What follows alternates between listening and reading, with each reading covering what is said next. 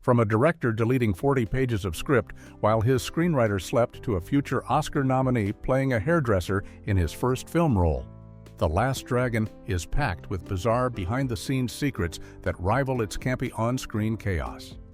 Discover the strange casting near-misses, dangerous stunts, and unexpected cultural connections that make this martial arts musical cult classic even weirder than you remember. Fact 1. The director secretly deleted 40 pages of script. Budget cuts in Hollywood can lead to some creative problem-solving, but what happened during the production of The Last Dragon in 1984 was absolutely wild. The studio had delivered an ultimatum to director Michael Schultz and screenwriter Louis Venosta. They needed to slash $2 million from the movie's budget, or the film wouldn't get made at all. This meant the script had to be drastically shortened, and fast, since filming was about to begin. The two men checked into a hotel room and worked through the night, trying to figure out what could be cut without destroying the story. It was exhausting work, and eventually, Venosta couldn't keep his eyes open any longer and fell asleep on the hotel bed. That's when Schultz made a bold decision that would become one of the strangest behind-the-scenes stories in martial arts movie history. While his writing partner slept, Schultz sat at the computer and hit delete. 40 pages of the script simply vanished. These weren't just random scenes either. They included some of the more complex and expensive action sequences that had been carefully planned. Schultz knew these elaborate fight scenes and set pieces were eating up too much of the budget, so he made the executive decision to eliminate them without consultation. When Venosta woke up the next morning, he discovered what had happened. Rather than starting a fight or trying to restore the deleted pages, the two filmmakers spent the entire day working together to recreate and rebuild the script from whatever they could remember. They had to piece together a new version that would work with the reduced budget while still telling a complete story. Somehow, despite this chaotic process, they managed to deliver a shooting script on time, and the film went into production as scheduled. Fact 2. Denzel Washington auditioned for 2 roles. Before Denzel Washington became one of Hollywood's most respected actors, with 2 Academy Awards and countless iconic performances, he was just another young actor trying to break into the film industry. In 1984, when The Last Dragon was casting its lead roles, Washington walked into the audition room hoping to land a part in this unique martial arts musical being produced by Motown Records founder Berry Gordy. What makes this story particularly fascinating is that Washington didn't just audition for one role. He actually tried out for both the hero and the villain. He read for Leroy Green, the earnest young martial artist nicknamed Bruce Leroy, who dreams of achieving a mystical power called the Glow. And he also auditioned for Shonuff, the flamboyant and intimidating villain known as the Shogun of Harlem. Imagine how different the film would have been if Washington had landed either part. The competition for these roles was incredibly fierce, featuring actors who would all go on to major careers. Wesley Snipes, who would later become an action star with the Blade trilogy, was also vying for the lead role. Mario Van Peebles, son of legendary filmmaker Melvin Van Peebles, auditioned as well. Even Lawrence Fishburne, who would achieve fame in films like Boys in the Hood and The Matrix, was in the running. Fitness icon Billy Blanks, who would later create the Tae-Bo workout phenomenon, was seriously considered for Leroy Green at one point. Ultimately, none of these future stars landed the parts. The filmmakers chose Taimak, a 19-year-old martial artist with 0 acting experience, to play the hero. Julius Carey, a trained actor with no martial arts background, won the role of Shonuff. While Washington didn't get cast in The Last Dragon, he was starring in the television medical drama Saint Elsewhere at the time, and would soon break through with bigger opportunities. Fact 3. The star was cast last, despite being Lee. In most movie productions, casting the lead actor is the very first priority. Everything else falls into place around the star. The Last Dragon flipped this conventional wisdom completely upside down. Taimak, the 19-year-old martial artist who would play hero Leroy Green, was actually the last person cast in the entire production, even though he had more screen time than anyone else in the film. The reason for this unusual casting order reveals one of the film's biggest challenges. The filmmakers knew exactly what they needed: a young black martial artist who could perform believable fight sequences and embody the spirit of Bruce Lee worship that drove the character. What they didn't anticipate was how difficult it would be to find someone with the physical skills who could also act. Taimak was a legitimate third-degree black belt in karate with impressive martial arts credentials, but he had never acted in anything before. Not a school play, not a commercial, nothing. When Taimak finally won the role, the real work began. Transforming this skilled fighter into a convincing actor became one of the toughest challenges the production faced. The young martial artist needed help with everything: line delivery, emotional expression, understanding camera angles, hitting marks, maintaining continuity between takes. The film's producers knew they were taking a gamble, so they brought in multiple acting coaches to work with him throughout the shoot. Berry Gordy, the legendary Motown Records founder who was executive producing the film, personally took on some of the coaching duties himself.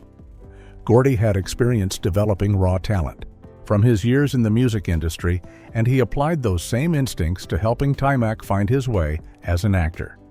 Despite the steep learning curve and the enormous pressure of carrying the entire film, Taimak managed to deliver a performance that worked for the movie's campy, sincere tone. Fact 4. Vanity chose this over Purple Rain. One of the most intriguing what-if scenarios in 1980s cinema involves Vanity and two very different movies that came out within 8 months of each other. The Canadian singer and actress, born Denise Matthews, was romantically involved with Prince in the early 80s and had become the lead singer of the girl group Vanity 6, which Prince had created and produced. Their professional and personal relationship seemed destined to lead to bigger things.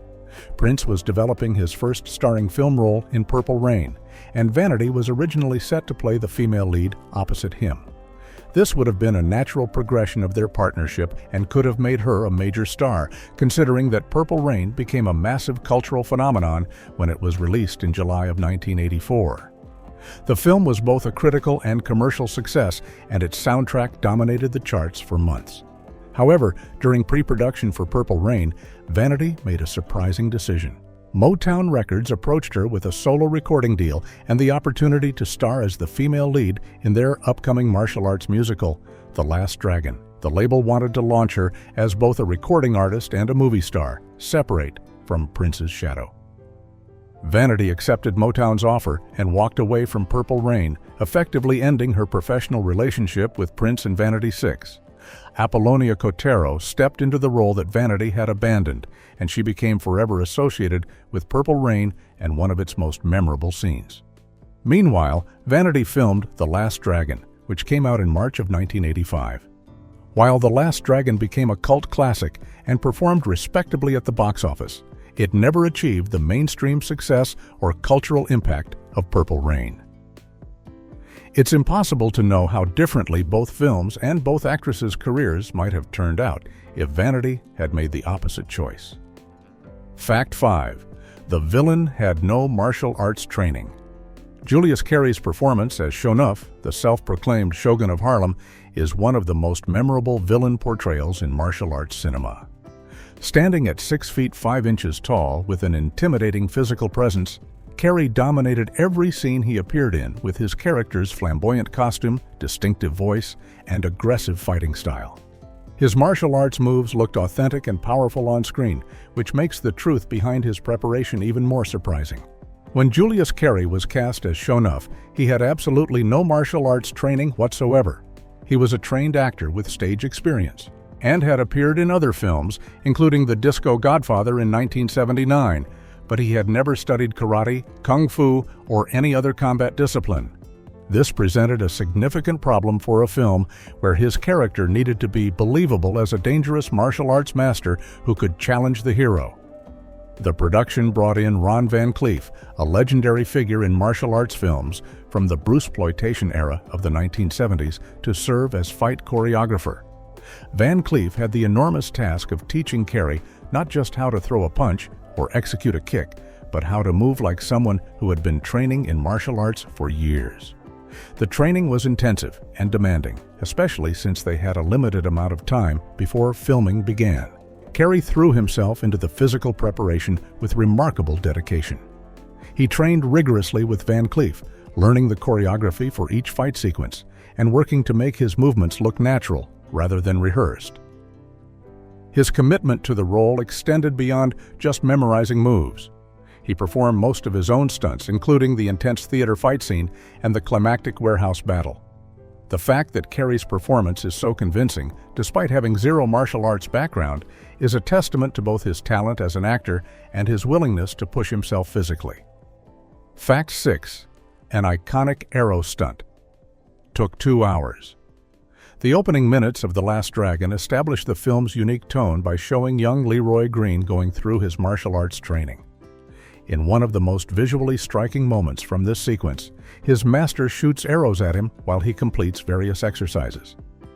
When an arrow with blue tape flies toward him, Leroy must catch it in midair. When an arrow has red tape, he must karate chop it as it zooms past. It's a dynamic scene that immediately demonstrates the character's skill and sets up the mystical martial arts world the film inhabits. Modern audiences watching this scene might assume it was achieved through camera tricks, careful editing, or early computer-generated effects. After all, the timing would need to be absolutely perfect, and one wrong move could result in serious injury. However, what appears on screen in the final film is exactly what happened during production. Taimak actually performed this dangerous stunt for real, with an actual arrow flying through the air toward him. The production crew set up the shot carefully, making sure they had every safety precaution in place. An experienced archer was brought in to fire the arrows with precise aim and consistent speed. Taimak, using his martial arts training and reflexes, had to time his hand movement perfectly to intercept the arrow's path and strike it out of the air. The margin for error was incredibly small. Too early and he would miss, too late, and the arrow could hit him before his hand reached it. The crew filmed attempt after attempt, with Taimak trying again and again to get the timing exactly right. It took 2 full hours of repeated takes before they finally captured the moment successfully on camera.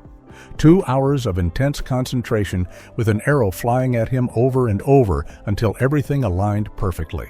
The final result is on screen for just a few seconds, but those 2 hours of work created one of the film's most impressive practical stunts. Fact 7. Ernie Reyes Jr. was written in last minute. When you watch The Last Dragon, you might notice that in the final act, a young martial artist named Tai suddenly appears and helps Leroy during a crucial warehouse fight. This character, played by 13-year-old Ernie Reyes Jr., displays some of the most impressive martial arts skills in the entire film, executing lightning-fast kicks and acrobatic moves that even surpass what the adult actors were doing. What most viewers don't realize is that this scene-stealing character wasn't part of the original screenplay at all. Ernie Reyes Jr. was already a recognized prodigy in the martial arts world at age 13.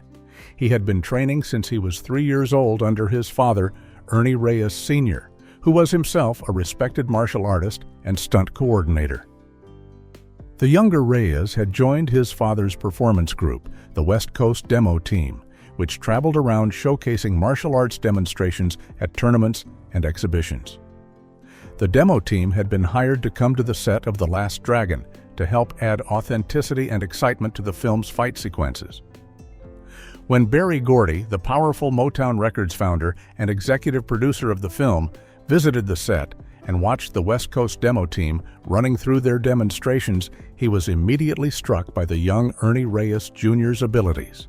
The kid moved with a speed and precision that was genuinely impressive, and Gordy saw potential for something more than just background action. Right there on the spot, Gordy made the decision to create a character specifically for the young martial artist. The screenwriter and director quickly added the character of Tai into the script, giving him a role as one of Leroy's students who arrives to help during the climactic warehouse battle. This last-minute addition to the film would prove to be the beginning of Ernie Reyes Jr.'s acting career. He went on to appear in films like Red Sonja that same year and eventually landed his own television series called Sidekicks. Fact 8. William H. Macy's first movie role.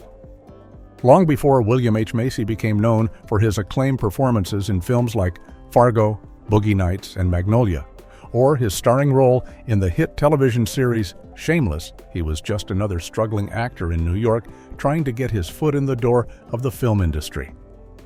In 1985, that door cracked open just slightly when he landed a tiny part in The Last Dragon, though you would have to look very carefully to spot him. Macy appears briefly in the film as the manager or assistant to Laura Charles, the video DJ character played by Vanity. In the scene set at the Seventh Heaven Club, where Laura hosts her popular music video show, Macy's character is there trying to convince her to feature a specific music video. He goes by the name W.H. Macy in the credits, which is how he was billed in his early acting years before eventually using his full first name professionally. This was Macy's first film role ever, and by all accounts, he didn't think much of it at the time. The part was extremely small with minimal dialogue, lasting only a few moments on screen. In later interviews reflecting on his early career, Macy characterized this appearance as insignificant, a brief, unimportant role in what he considered a B-movie. For a young actor who had studied at the prestigious Goddard College and had been working in theater, this wasn't exactly the breakthrough he had been hoping for. At 35 years old when The Last Dragon was filmed, Macy was relatively old to be getting his first movie credit. Most actors who become successful start appearing in films during their 20s, so he was already facing an uphill battle. It would take several more years of small parts and persistence before Macy's career truly took off in the 1990s, but this tiny role in a martial arts musical was technically where it all began on screen. Fact 9. $1 million spent on video equipment alone. The Last Dragon cost approximately $10 million to produce, which was a moderate budget for a film in 1985. To put that in perspective, major blockbusters of that era typically cost $20 to $40 million, while smaller independent films might be made for just a few million. The production had to be strategic about where they allocated their resources, carefully deciding which elements of the film deserved the biggest financial investment. What they chose to prioritize reveals how important the music video aesthetic was to the film's identity. According to reports from people involved in the production, roughly $1 million of the total budget, a full 10%, was spent exclusively on video equipment for a single location. That location was the Seventh Heaven Club, where the character Laura Charles hosts her popular music video television show. This wasn't a real club that already existed. The entire set had to be built from scratch on sound stages at Camera Mart Studios at 54th Street and 10th Avenue in Manhattan. The reason for this massive expenditure was the enormous video walls that dominated the Seventh Heaven set. These weren't simple screens or projections. This was cutting-edge technology for 1985, requiring specialized equipment to create the layered video effects and multiple simultaneous displays that appear throughout the club scenes. Music videos were exploding in popularity thanks to MTV, which had launched just 4 years earlier, and The Last Dragon wanted to capture that visual style authentically. The Seventh Heaven scenes needed to look like a real, high-tech music video production facility, not a cheap television studio. The investment paid off in terms of visual impact. When audiences watched the Seventh Heaven sequences, they saw walls of glowing screens displaying music videos and graphics, creating an atmosphere that felt contemporary and exciting. This was one of the first films to integrate video screen effects so extensively with traditional filmmaking, helping establish the movie's unique identity as part martial arts film, part musical, and part music video showcase. Fact 10. The movie theater was an adult cinema. One of The Last Dragon's most memorable scenes takes place inside a crowded movie theater in Harlem, where an enthusiastic audience is watching a Bruce Lee film. The energy in the theater is electric, with people cheering, shadowboxing along with the action, and completely immersed in the kung fu movie experience. This is when Shonuff and his gang make their dramatic entrance, interrupting the screening to challenge Leroy in front of everyone. The scene perfectly captures the way martial arts films were treated as communal events in urban theaters during the 1970s and early 80s. The location they chose for filming this sequence was the Victory Theater on 42nd Street in the heart of Times Square. However, the Victory wasn't showing Bruce Lee movies or martial arts classics during this period.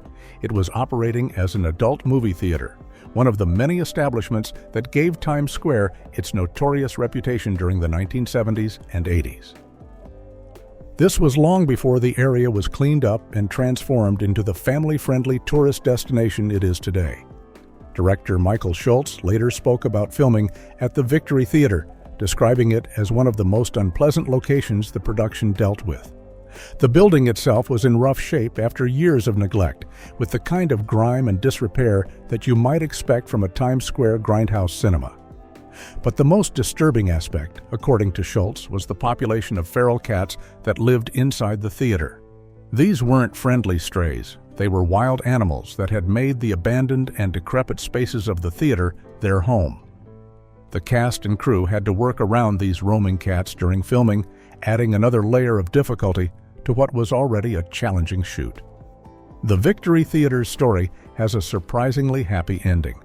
After decades of deterioration, the building underwent a complete restoration. The beautiful vaudeville-era interior, which had been hidden under years of damage and cheap renovations, was painstakingly brought back to its original splendor.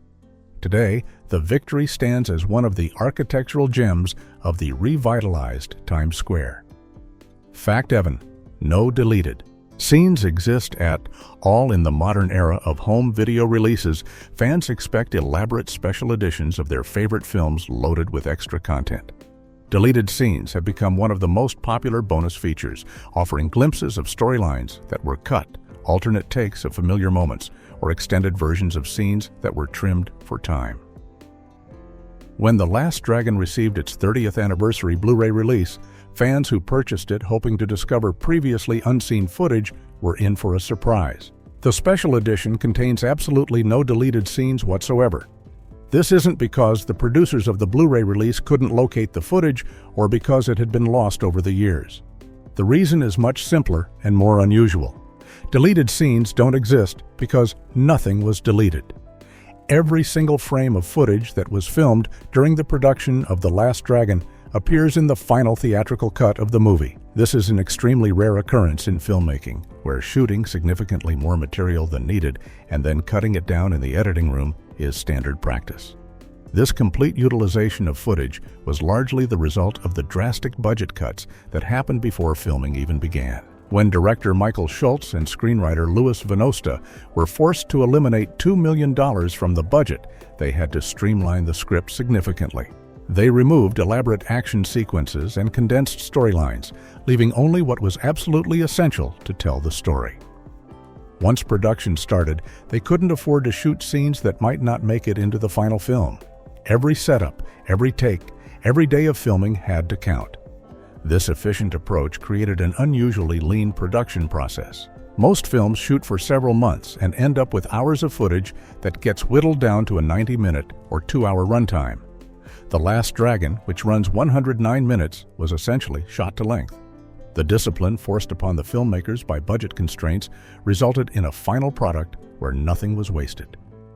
Fact 12. Rhythm of the Night. Got Golden Globe nomination. The Last Dragon wasn't just a martial arts movie, it was also a showcase for Motown Records, with executive producer Berry Gordy using the film to promote his label's artists and create hit songs. The soundtrack featured contributions from Motown legends like Stevie Wonder and Smokey Robinson. But the song that became the film's biggest success was performed by the family group DeBarge, who were emerging as one of Motown's most promising acts in the mid-1980s. The song Rhythm of the Night was written specifically for The Last Dragon by Diane Warren, a young songwriter who was just beginning what would become one of the most successful songwriting careers in music history. Warren would go on to write dozens of hit songs and receive multiple Grammy and Academy Award nominations, but at the time, this was her breakthrough moment. The production was handled by Richard Perry, who had previously produced hits for artists like the Pointer Sisters and Carly Simon, giving the song a polished, radio-friendly sound. When Rhythm of the Night was released as a single in conjunction with the film's premiere in March of 1985, it quickly climbed the charts. The song peaked at number 3 on the Billboard Hot 100, becoming DeBarge's highest-charting pop hit ever. It performed even better on the R&B charts, reaching the number 1 position and staying there for multiple weeks.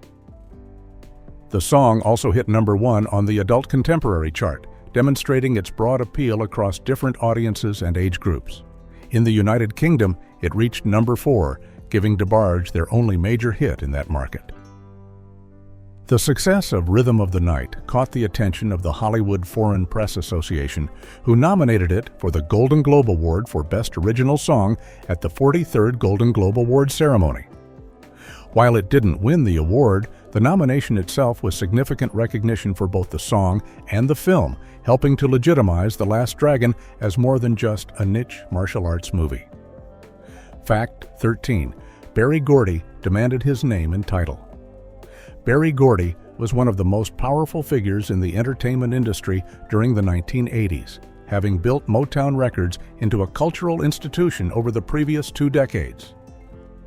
He had launched the careers of Diana Ross and the Supremes, the Jackson 5, Stevie Wonder, Marvin Gaye, and countless other legendary artists. When Gordy decided to expand into film production with The Last Dragon, he brought that same level of control and ego that had made him successful in the music business. Dan Perry, the designer responsible for creating the opening title sequence for The Last Dragon, later shared a remarkable story about his experience working with Gordy. After filming the elaborate martial arts-focused title sequence with lead actor Timac performing various moves while the credits appeared on screen, Perry brought the finished work to Gordy for approval at his home. The title designer was escorted through Gordy's mansion by a chauffeur in a black suit, past numerous doors and assistants, until he finally reached the producer in a large room where he was being fed grapes by his girlfriend while listening to recordings from his artists. Gordy watched the title sequence and approved the work that Perry had done. Everything seemed finished and ready to boom. But as Perry was leaving, Gordy called after him with one final instruction that changed the entire project. The film wasn't going to be called simply The Last Dragon anymore. From that moment forward, it would officially be known as Berry Gordy's The Last Dragon. The producer wanted his name in the actual title of the film, possessively claiming ownership despite not having written the screenplay or directed the movie. Perry noted that the last time he had seen a possessive title like this was with director Robert Altman's film, 3 Women, but at least Altman had written the script for that movie. Gordy's demand was purely about ego and brand recognition. To his credit, director Michael Schultz didn't push back or make it an issue, allowing Gordy to have his way. Fact 14. Disney referenced it 36 years later. For cult classic films, one of the greatest honors is being referenced or paid homage to in later movies, especially by major studios. These callbacks acknowledge the original film's cultural impact and help introduce it to new generations of viewers who might not have discovered it otherwise. The Last Dragon received this recognition in a surprising place. A big-budget Disney animated feature released more than 3 decades after the original film came out. In 2021, Walt Disney Animation Studios released Raya and the Last Dragon, an epic fantasy adventure film set in a fictional Southeast Asian-inspired world called Kumandra. The story follows a young warrior named Raya who must find the last dragon named Sisu to help save her divided land from mysterious monsters called the Druun. While the films have completely different settings, tones, and target audiences, Disney's creative team included a deliberate reference that connected the 2 movies. At one point in Raya and the Last Dragon, after the dragon character Sisu touches a magical gem piece, she suddenly begins glowing with mystical energy inherited from her sister Amba. Excited by this development, Sisu exclaims, "I got the glow!" This line is a direct reference to the Last Dragon's central concept of achieving the glow, the mystical power that represents the highest level of martial arts mastery. In the original film, characters who reach this final level can concentrate their energy until their entire body glows with golden light. The reference was noted by film enthusiasts and pop culture observers, with the website Little Movie Moments specifically pointing out the connection between the 2 films. While many viewers of Raya and the Last Dragon probably didn't catch the reference, especially younger audience members who wouldn't be familiar with an obscure 1980s martial arts movie. The inclusion of the line shows that The Last Dragon's influence extends into unexpected corners of popular culture, even being acknowledged by one of the world's largest entertainment companies. Fact 15. The climax was filmed in an abandoned wire factory. The final confrontation between hero Leroy Green and villain Shonuff needed to take place somewhere that felt appropriately dramatic and visually interesting. The filmmakers weren't looking for a pristine martial arts dojo or a typical movie set. They wanted a location that felt gritty, dangerous, and atmospheric, somewhere that would enhance the climactic nature of their showdown. What they found was the Washburn Wire Works, an abandoned industrial building that had once been a functioning factory in the Spanish Harlem neighborhood of Manhattan. The Washburn Wire Works was located at East 118th Street near the East Side Highway, in an area that was economically depressed and had seen significant industrial decline. The factory had been shut down and left to deteriorate, becoming one of those forgotten structures that exist in cities as monuments to industries that moved away or disappeared entirely. By the time The Last Dragon's production scouts found it in 1984, the building was in serious disrepair, with structural damage, graffiti, debris, and all the problems that come with years of neglect.